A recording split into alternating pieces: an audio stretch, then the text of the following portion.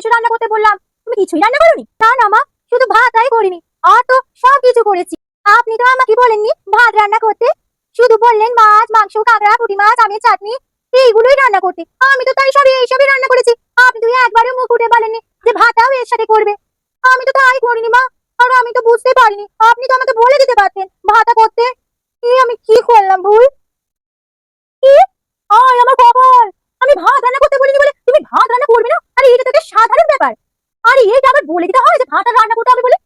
আমি বলেছি এইসব মাছ, মাংস, ডিম করবে, এইসব করে ছুঁয়ে দিয়েছো, আর আসল ভাতই রান্না করোনি। হায় আমার কপাল! আমার কি বউ জুটেছে কপালে! এরম বোকা বউ আমি তো দুনিয়ার পৃথিবীতেও দেখিনি রে। আমি মইরা গেলে এই বউ সংসার কি করে করবে, আর আমার বাবুটাকেও কি করে খেতে দেবে রে? হায়, করতে হবে না, আমি যাচ্ছি ভাত রান্না করতে। দাঁড়াও, তোমার আর কিচ্ছু বলবো না, তোমাকে বলে কোনো কাজ নেই। এরকম বোকা বউ এই দুনিয়াতেও তো নেই। সবই আমার কপাল রে, সবই আমার কপাল। এখন যাই, এই মাথা ব্যথা নিয়ে ভাত বসাই গা।